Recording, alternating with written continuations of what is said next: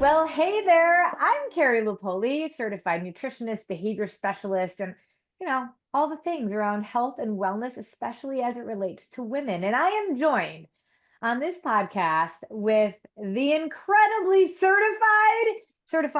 No, Yes, certified, sometimes. well experienced, and so knowledgeable coach Deb. Deb and I are here together. Deb Van Dusen is a personal trainer, a nutrition coach, a mindset coach. You literally have more certifications than I do for sure.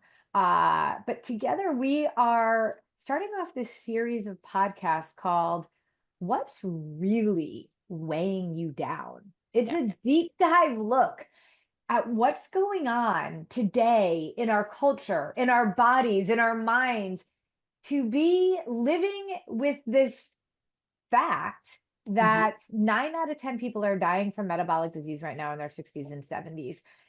75% of people are either insulin resistant, pre-diabetic, or diabetic.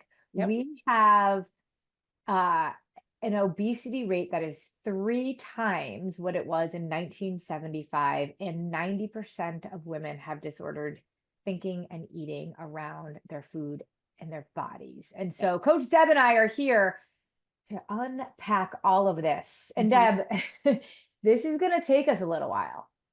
Yeah, because this is, we talk about like an onion or an artichoke, like you start pulling back one layer and then it leads to another topic. And even as you and I were talking about all of the different possible topics that we could potentially put in this podcast series, we just kept listing and kept listing and kept listing because there are so many nuances to this discussion. And it's a little heated sometimes too.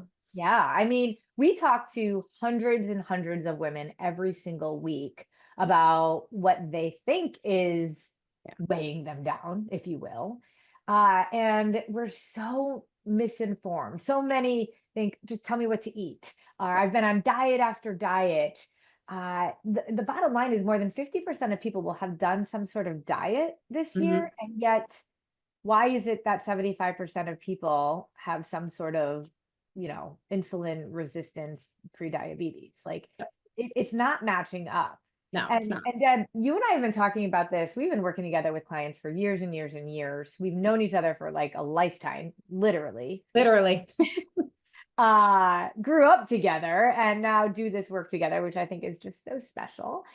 But when you and I mean, we've been doing this a long time and we know a lot of things, but you and I read a book called Salt, Sugar, Fat. Do I have that on my, right here, Salt, Sugar, Fat. Yep. And it prompted a discussion with us that we prompted with our clients that got us thinking differently than just, we got to tell people how to fuel their bodies. Let's unpack that, because that's sort of the root of how this podcast kind of came about, even though this was years and years ago. We didn't even realize this podcast series was in the making years ago. And today's episode is really about helping you to understand what it is we're going to be talking about. But what did we realize in that book? So, well, first of all, I just remember reading that book and having a discussion with you and some other nutrition coaches about the concept of the fact that our culture has sort of set us up, especially in, I'm 50. Carrie, she's younger than I am. I am basically 50.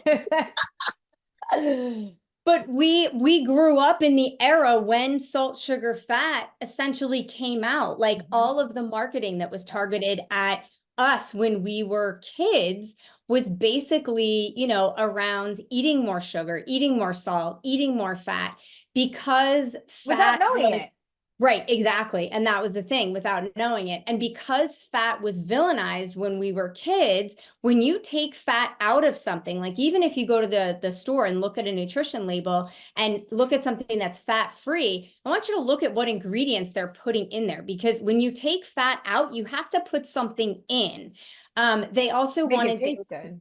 Yeah, exactly. Because you have to make it taste good. You have to make it palatable. But the other thing is that you have to make it sit longer on a shelf. Right. Yeah. So if you're talking about mass producing things and making sure that they can sit on a shelf, there's a lot of garbage that is allowed to go into our food that is honestly kind of a sin.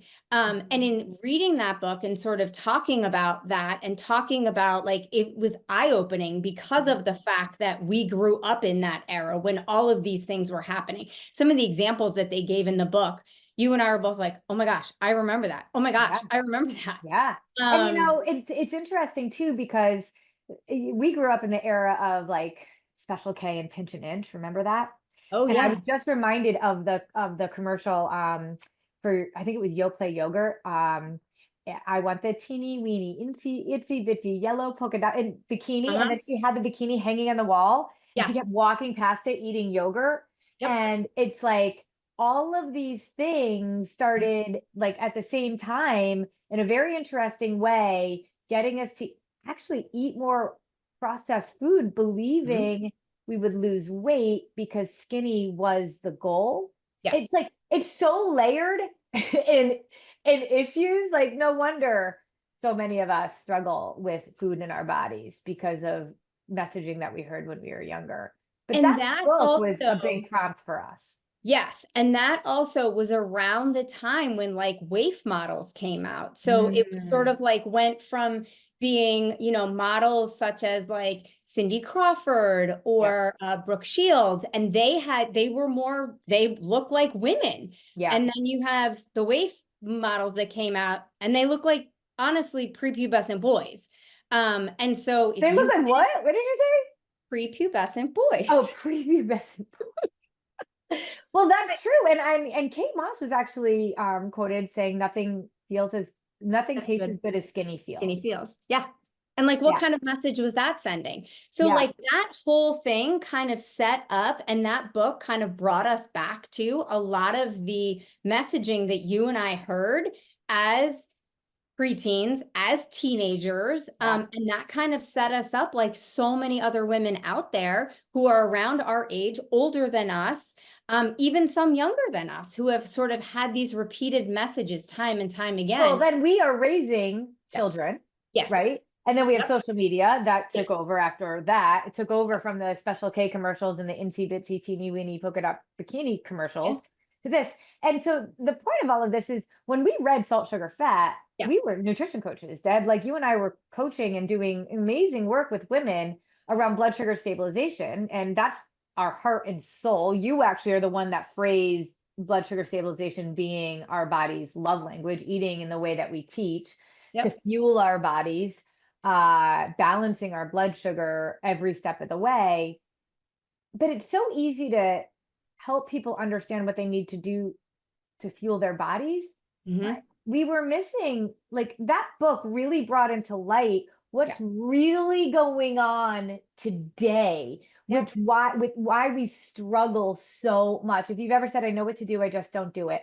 If Yeah. you've ever tried diet after diet and you just feel like you're failing, if you feel like you keep giving into binges and cravings, and you don't understand why, you feel like you could eat an entire box of Oreo cookies and you don't understand it, you feel like this whole weight loss drug thing that's going on, like that you've tried everything and maybe I do need to do that. Maybe Yep. that's what I actually need to do because you don't want to be unhealthy. And there's so many layers to this.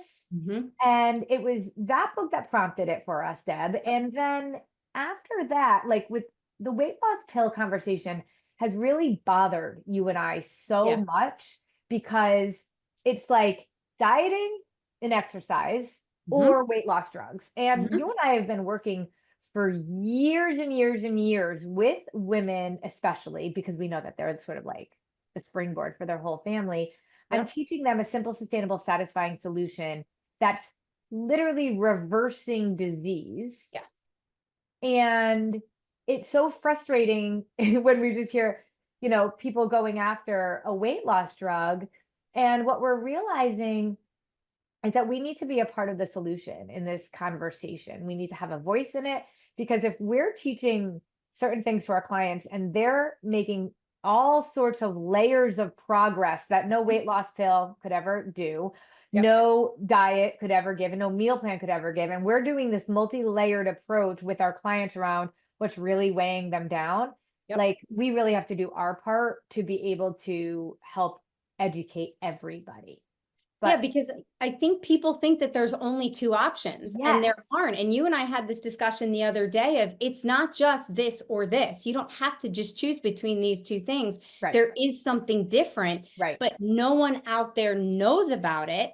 And when you talk about it, it's just sort of like, oh, okay. Yeah, But, well, because it's not a social media post, yeah. Deb. It's not like balance your blood sugar and all will be well. Like Yeah. that's a foundation. It's not like, I mean, I follow everybody on social media because that's sort of my job. And it's just so infuriating. I can see why everyone's so confused because it's like, eat 15 almonds at 3 o'clock in the afternoon and you'll be guaranteed to lose weight. Yep. And we keep going after weight loss. Like that's the end goal. Yes. And you know, when we talk to women, we're like, we dig deep into what you want and why you want it. And they've never been asked that before. No. And like this podcast is going to be so powerful because we are going to really dig into the layers of what's really weighing us down. And I think a lot of it's going to be eye-opening for most people. Would you agree?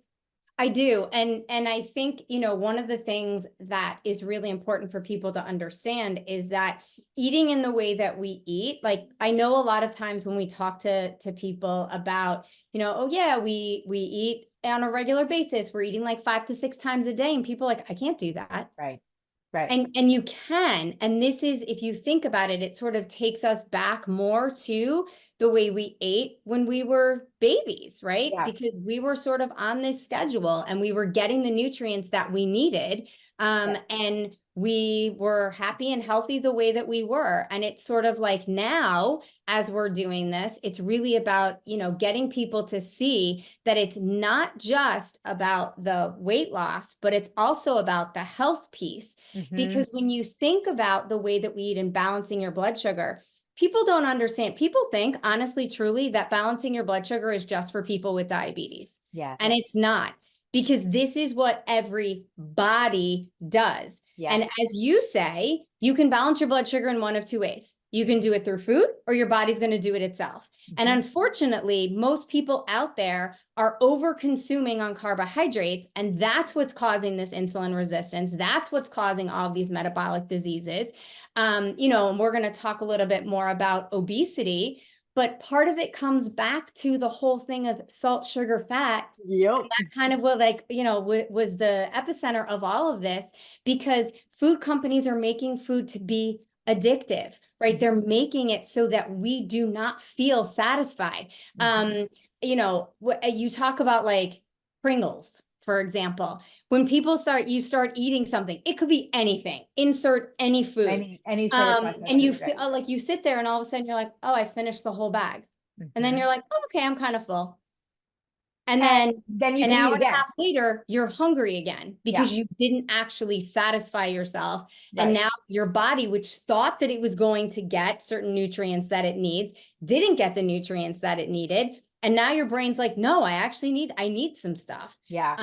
And so that sort of creates this constant cycle of eating. And you and I have talked about this forever. Our clients all understand this, and blood sugar stabilization is such a big foundational part of this. But then we know that there's also multi-layered, because we don't just teach people how to balance their blood sugar, right? We teach people the 6 spinning plates, nutrition being the foundation, but exercise, hydration, managing your stress, the importance of sleep, supplementation, all of those are pieces of the puzzle. But then the big part is like, why do we self-sabotage? What are my triggers, my personality? And then life shows up and we get curveballs, and a diet only works when quote unquote works, if weight loss is the goal, when life is absolutely perfect. But you can't do it on vacation. You can't do it when work is busy. You can't do it when your kids are graduating. Like, and then we get ourselves all turned around and all messed up. And then we keep ending up in the same place that we were and thinking, I've tried it all, nothing works. And so we have, obviously, when we work with our clients, a whole system set up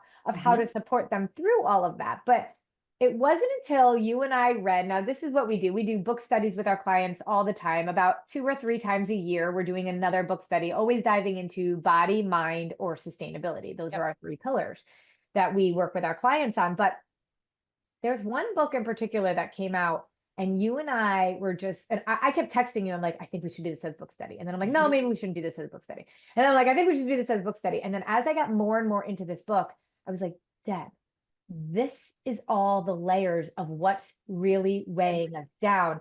Yeah. But when we work with clients, we work with them for a lifetime. We have a pretty rigorous 3-month kind of approach to be able to help them. Rigorous is, I don't know if that's comprehensive, I should say, right? Comprehensive. Yeah, And like, definitely. we can't do this in a social media post. No. And it was after reading this book that you and I were like, wait a minute.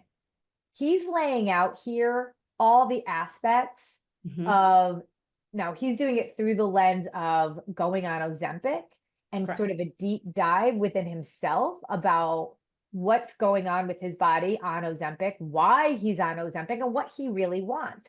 Yep. And that journey of almost self-discovery from him, as you and I were reading it, we're like, this is what we do, and this is what we do, and this is what we do. And it was like all laid out in this book that's actually pretty amazing. And we thought, oh, we could use this as sort of our foundation to be able to put a podcast series together that will make sense for you. It will make it all make sense. Yeah. I think at the end of the day. And the book that we're talking about is called Magic Pill by Johann Hari. It's a deep dive, like I said, into his own journey using Ozempic, but it brings to light so many things. And so as I'm looking here at the topics we've brainstormed for this podcast, I mean, we are going to talk about so many different things. And I think, Deb, you even said it, like, as we were planning it out, you said, this is going to be controversial. It is, because it gets people, a lot of, as you and I were reading the book, like we were going back about our own feelings about the topics. He's going back and forth with himself about what's happening to him. And questioning everything. Like he is. Like, and I taking think Ozempic, not taking Ozempic, but it just unraveled a whole bunch of layers around weight loss, health, and our culture today. And he asks such great questions, and those questions gets this conversation going. But the conversation is in fact controversial, because when you talk about it or think about it, some of this has to do with the fact that our culture, as a Western society, we have to make changes in our culture and almost demand changes within, the structures that we have, in order for it not to just be a choice between X, Y, or Z. Like, we need to re-educate. We need to hold food companies accountable. And so that's where the controversy comes in here. And some people might completely, agree with taking weight loss drugs. That's their prerogative. And some people might be more interested in learning about blood sugar stabilization. It's a little bit longer process than taking a weight loss drug. Well, maybe you're not relying on something. You're not relying on taking a drug for the rest of your life. Right. And there's so many other avenues that it helps you in. Exactly. And I think that that's the big thing. So what we know, and because we've been doing this so long, and now that the weight loss drug has kind of been around for this little bit of time where people are really like, I mean, one minute you hear this side effect, the next minute you hear this benefit, and then this side effect and this benefit. And we're going to really unpack the weight loss drug here, because he actually got me thinking a little differently about it in some aspects, but then it was very cool, because then he'd throw in the counter argument. Like, I was very impressed with how, in some ways, neutral he was about stuff, but only neutral because he really went through one side of an argument and then went through another side of that same argument. And so, and it's the stuff that you and I have been talking about for years. But what's really interesting is that our clients over and over and over again have these impacts to their body by digging into how we teach them that is better than a weight loss drug. Without a doubt. Within a month, bringing their A1C levels down from diabetic to pre-diabetic levels, from having zero energy and tons of craving to having tons of energy and zero cravings. And all of the things that I hear about the benefits of Ozempic or Wegovy or any of the weight loss drugs that we're seeing in our clients, and not just for a little while, but sustainably through all of life's curve balls. So as he was talking about all of these different layers. And I just kept saying, we do this at DN. I'm literally writing in here going, we do this, we do this, we do this when we work with our clients. And then I was like, okay, now we have a little bit of an outline here of the things that we can talk about to people that are not our clients. And so we are going to talk about why obesity is not actually an issue everywhere in this world. Japan does not have this issue. Nope. So is obesity a disease? And this is where we're going to get a little controversial. Yep. Or is it, as he actually brings up in here, an artificial disease? And that's going to be controversial. We're going to talk about that. Yep. Really getting deep into what do you want and why do you want it? And when we talk to people every week, women especially, about their goals, you know, we are fans of a goal on a scale, right, Deb? No, we're not. Because you can have, actually, we were talking to another nutritionist the other day, and she was telling us about this client that she was working with who was, you know, scale-wise, great, but her percentage of body fat was like 30%. And so, you know, when you can be really skinny or look a certain way, but not be healthy on the inside. Right. And our goal for everybody is not just the aesthetic, but is more around the health. And I think that's why one of the topics that we need to delve into is really, what is your why? Because so many people are like, oh yeah, you know, I want to get healthy. But when it really comes down to it, they want to look a certain way. Yeah. And that's where we have to tap into the reason why people are doing Ozempic, right? Yes. Is it about health or is it about weight? Because the two are actually very different. Correct. And I think so much of us, if we really admit it, we are all about the ego versus wanting something from the heart. Yep. And that's going to be a hard topic for a lot of people to wrap their heads around, but one that we do every single day when we work with our clients. We are going to tap into weight loss drugs. We're going to talk about the good, the bad, and the ugly. And I don't know. I will say this, I have a bit of a bias about it, and I've been working on it. But there's a reason why I have a lot of bias. I think it's money. And I think the amount that we're seeing in here is about ego versus heart. And it's not making us healthier. No. We're going to talk about how our culture is actually killing us. And we are walking literally uphill to be able to get what we say we want. Our clients have to learn how to walk uphill. Yeah. And they have to be able to show up for themselves in a different way than they ever have before. And we're going to show you what that looks like. But some of this also goes into like behavioral changes, because you can go on to, you can take a weight loss drug, but still be eating the same stuff that you were eating. So you're not actually changing your health. You're not actually changing your family tree. And what we try to work with people on is not only changing your health, but changing your family tree, changing how you teach your kids.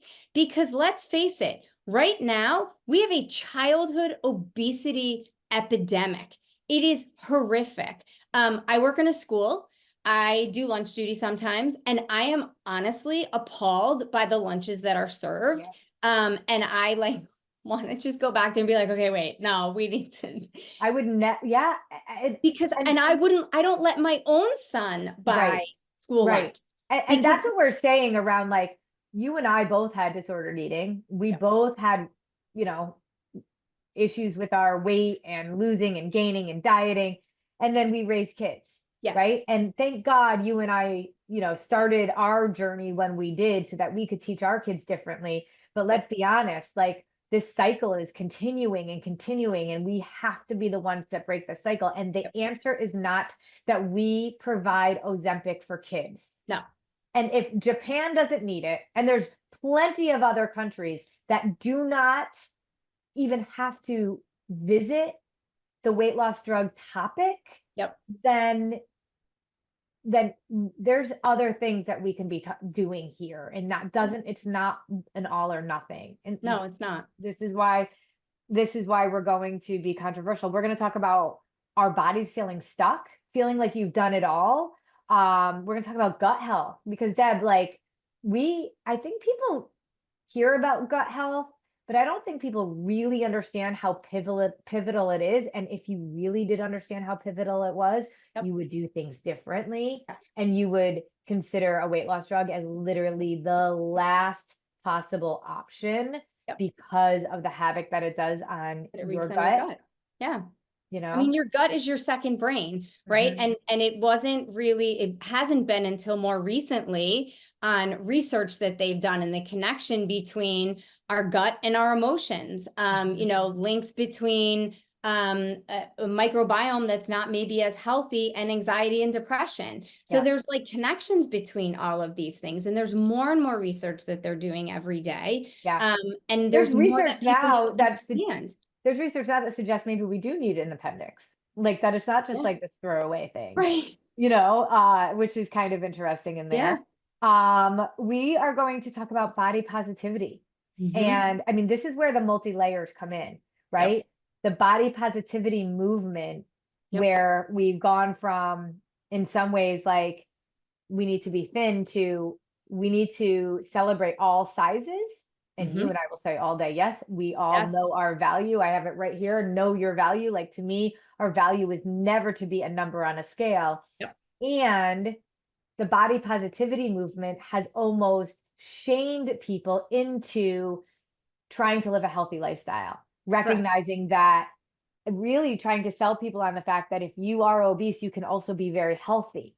Mm-hmm. And that is a very hard argument to make, although we do have clients that weigh more than what their doctor may say is ideal, yet have incredibly healthy blood work. Correct. How is that possible? Well, these are the things that we're going to talk about. But what's really weighing us down is not just a number on a scale, but it is so many pieces. And then until we start to unravel each of those, you're going to be fighting this Yeah. battle on your weight, on your identity, on your value, on your purpose until the day you die, instead of actually living your purpose until the day you die. And if we can get to the root cause, and I would actually say root causes Yeah. of what's really weighing you down, you can start to shed it.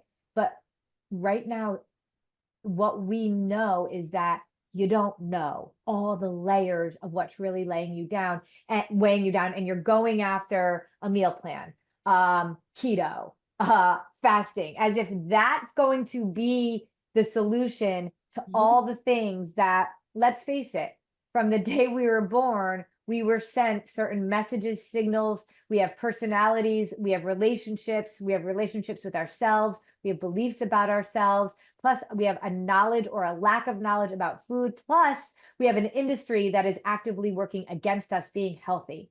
Yep. So, because it's so layered, Deb and I decided we have to do this multi-part series. Yep. That we want you to start from the beginning. Yep. So starting from this first episode in the series and work your way through, because we are going to assume that you're right. And the topics, a lot of them are interconnected because there is so much interconnection between a lot of these topics, and one builds upon the other. And so it's important to kind of gain background knowledge in some cases before you can move on. Yes. And this is a podcast, so obviously it's the audio, and we are also doing a video. So I'm here at my desk, Deb's at her desk, and we will be pulling up resources and quotes and research. And this has been like, I feel like, Deb, this is like 6 years of us like putting stuff together to be able to come up with a series that we think is going to be comprehensive enough for you to start to really then unpack and, peel the layers.